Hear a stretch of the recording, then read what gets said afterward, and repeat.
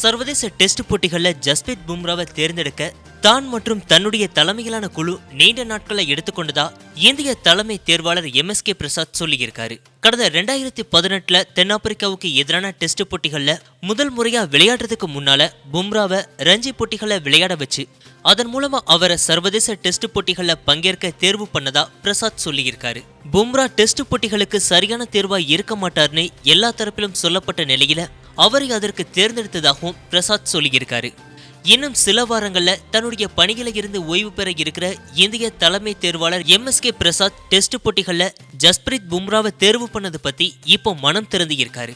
அதுல அவரு தன்னுடைய பணிக்காலத்துல தன்னுடைய தலைமையிலான குழுவினர் பல முக்கிய முடிவுகளை எடுத்ததை குறிப்பிட்டே இருக்காரு. அதுல ஒண்ணுதான் பும்ராவை டெஸ்ட் போட்டிகளுக்காக தேர்வு பண்ணதுன்னு சொல்லியிருக்காரு. குறைந்த ஓவர்களை கொண்ட போட்டிகள்ல மட்டுமே நல்லா விளையாடிய ஜஸ்பிரீத் பும்ரா சர்வதேச டெஸ்ட் போட்டிகள்ல விளையாட சரியா இருக்க மாட்டார்னே எல்லா தரப்பினரும் கருத்து சொன்னதாகவும், ஆனால் அதை மீறி தன்னுடைய குழு நீண்ட நடைமுறையில அவரை தேர்ந்தெடுத்ததாகவும் பிரசாத் சொல்லியிருக்காரு. தன்னுடைய 11வது டெஸ்ட் போட்டியிலேயே 50 விக்கெட்டுகளை வீழ்த்தின முதல் இந்திய வேகப்பந்து வீச்சாளருங்கிற பெருமை பும்ராவுக்கு கிடைச்சிருக்கு.